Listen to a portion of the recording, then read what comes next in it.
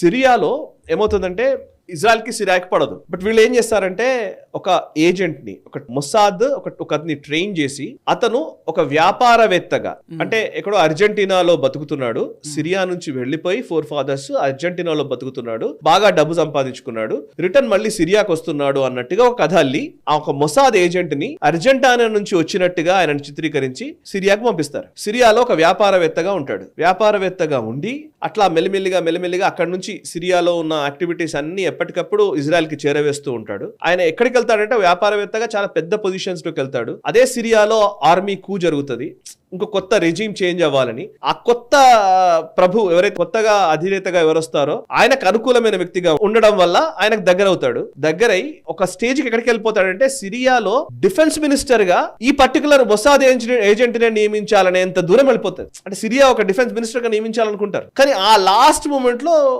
దొరుకుతాడు. దొరికి ఆయనని ఉరిదీస్తారు సిరియాలో. అంటే మొసాద్ ఆపరేషన్స్ ఎలా ఉంటాయంటే శత్రు దేశంలో రక్షణ శాఖ మంత్రి స్థాయికి ఒక మొసాద్ ఏజెంట్ వెళ్లే వరకు దాని ఆపరేషన్ ఉంటాయి అని అంటే ఇంక అర్థం చేసుకోండి. అంటే అంత సీరియస్ గా వర్క్ చేస్తారండి. మీకు చిన్న ఎగ్జాంపుల్ చెప్తాను. సిరియాలో ఎట్లా అంటే సిరియాకి ఇజ్రాయెల్ కి మధ్య ఒక నది ఉంటుంది. సో వీళ్ళు ఎప్పుడు దాడులు చేసినా గానీ వాళ్ళు రిటార్డ్ చేస్తూ ఉంటారు. ఆ రిటార్డ్ చేస్తున్నప్పుడు వాళ్ళు ఎక్కడి నుంచి రిటార్డ్ చేస్తున్నారో తెలియనప్పుడు వీళ్ళు ఏం చేస్తారంటే ఈ మొసాద్ ఏజెంట్ కి చెప్తారు. మొసాద్ ఏజెంట్ ఏం చేస్తాడంటే పోయి ఎగ్జాక్ట్లీ అక్కడ బంకర్లు ఉంటాయి. ఈయన ఏం చేస్తాడంటే నేను వ్యాపారంలో ఉన్నాను కదా, ఇక్కడ ఇంత వేడిగా ఉంది ఈ బార్డర్ లో, మీ అందరికి మంచిగా కొంచెం నేను స్పాన్సర్ చేస్తాను, ఇక్కడ చెట్లు నాటుదాం అంటాడు. సో నేను చెట్లను స్పాన్సర్ చేస్తాను అంటాడు. సరిగ్గా ఒక్కొక్క బంకర్ ఎక్కడ ఉందో అక్కడ ఒక చెట్టు నాటుతాడు.